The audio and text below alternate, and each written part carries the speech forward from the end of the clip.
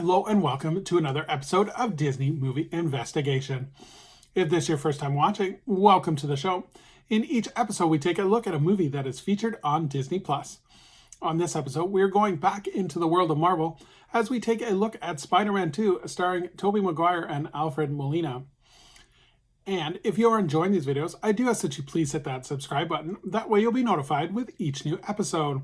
But for now, sit back and enjoy this episode of Disney Movie Investigation. So like I said, today we are covering Spider-Man 2. This movie was released on June 25th, 2004, and it was directed by Sam Raimi.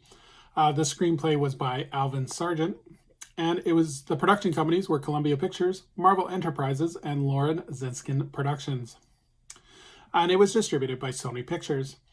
The budget for this movie was $200 million, and it did a box office return of $789 million. But let's take a look at the backstory. So immediately after finishing Spider-Man, director Sam Raimi was hired to direct a sequel. In April of 2002, Sony hired Smallville creative team of Alfred Goh and Miles Miller to write a script. The sequel was officially announced on May 8, 2002, with the working title being The Amazing Spider-Man.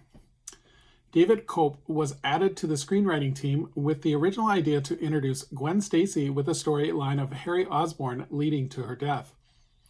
In September of 2002, Michael Chabon was hired to rewrite the script, and the draft of this version had the story of Doc Ock becoming infatuated with Mary Jane.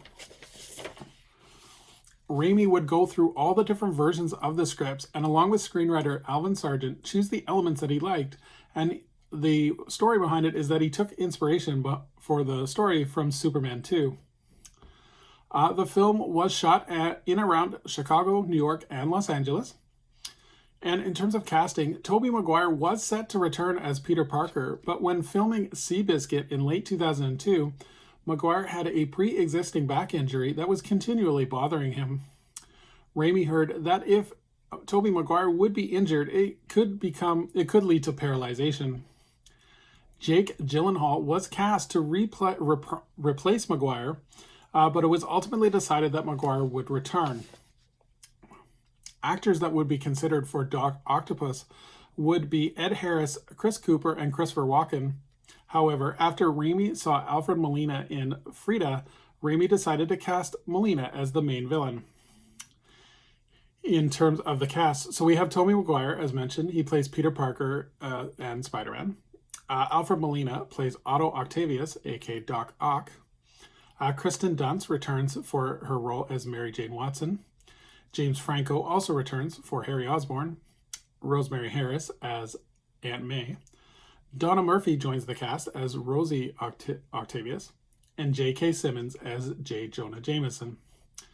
In terms of the plot, Peter Parker is an unhappy man. After 2 years of fighting crime as Spider-Man, his life has begun to fall apart.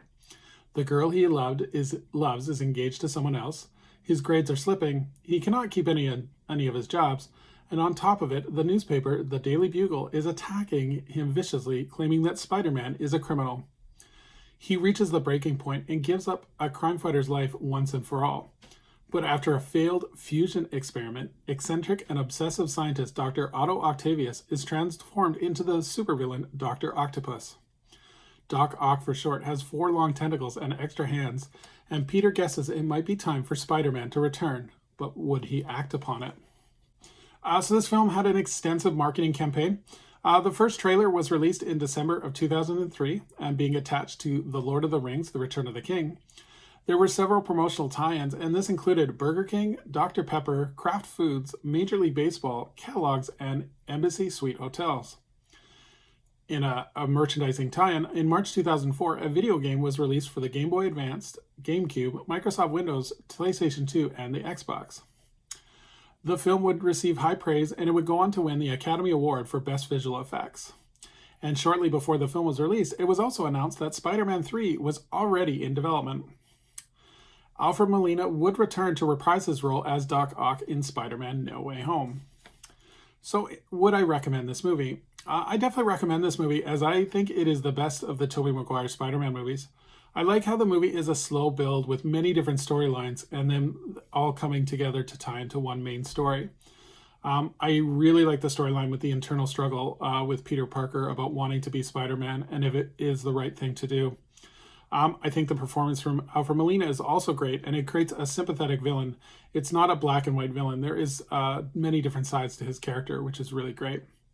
The action sequences are also really great. The train sequence is really captivating, and it creates that up and down battle, and it ends on a sympathetic note. So definitely recommend it, if only for that one as well.